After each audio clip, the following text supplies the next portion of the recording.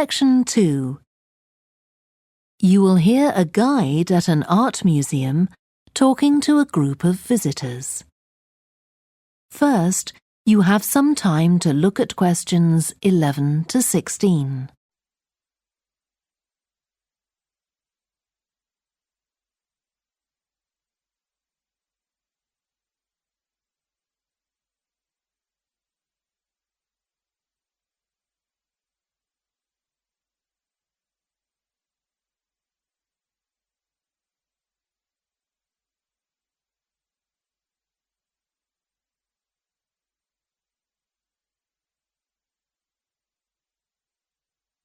Now listen carefully and answer questions 11 to 16.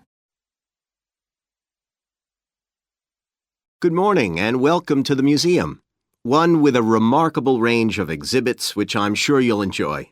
My name's Greg and I'll tell you about the various collections as we go around. But before we go, let me just give you a taste of what we have here. Well, for one thing, we have a fine collection of 20th and 21st century paintings, many by very well-known artists. I'm sure you'll recognize several of the paintings. This is the gallery that attracts the largest number of visitors, so it's best to go in early in the day before the crowds arrive.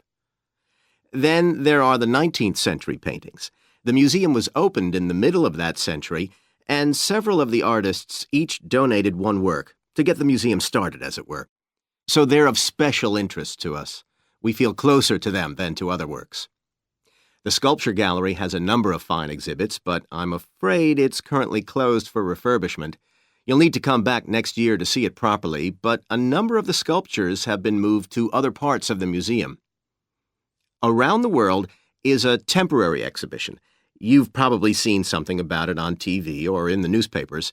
It's created a great deal of interest because it presents objects from every continent and many countries and provides information about their social context, why they were made, who for, and so on. Then there's the collection of coins. This is what you might call a focused specialist collection because all the coins come from this country and were produced between 2,000 and 1,000 years ago. And many of them were discovered by ordinary people digging their gardens and donated to the museum. All our porcelain and glass was left to the museum by its founder when he died in 1878, and in the terms of his will, we're not allowed to add anything to that collection. He believed it was perfect in itself, and we don't see any reason to disagree. Before you hear the rest of the talk, you have some time to look at questions 17 to 20.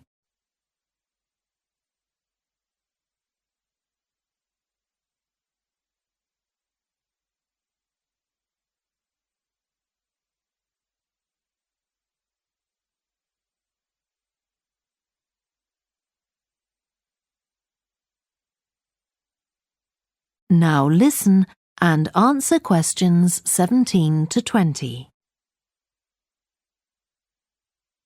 Okay, that was something about the collections, and now here's some more practical information, in case you need it. Most of the museum facilities are downstairs in the basement, so you go down the stairs here. When you reach the bottom of the stairs, you'll find yourself in a sitting area with comfortable chairs and sofas where you can have a rest before continuing your exploration of the museum. We have a very good restaurant which serves excellent food all day in a relaxing atmosphere. To reach it, when you get to the bottom of the stairs, go straight ahead to the far side of the sitting area, then turn right into the corridor. You'll see the door of the restaurant facing you. If you just want a snack or if you'd like to eat somewhere with facilities for children, we also have a cafe. When you reach the bottom of the stairs, you'll need to go straight ahead, turn right into the corridor, and the cafe is immediately on the right. And talking about children, there are baby-changing facilities downstairs. Cross the sitting area, continue straight ahead along the corridor on the left, and you and your baby will find the facilities on the left-hand side. The cloakroom, where you should leave coats, umbrellas, and any large bags, is on the left-hand side of the sitting area. It's through the last door before you come to the corridor. There are toilets on every floor, but in the basement, they're the first rooms on the left when you get down there. Okay, now if you've got anything to leave in the cloakroom, please do that now, and then we'll start our tour. That is the end of section 2. You now have half a minute to check your answers.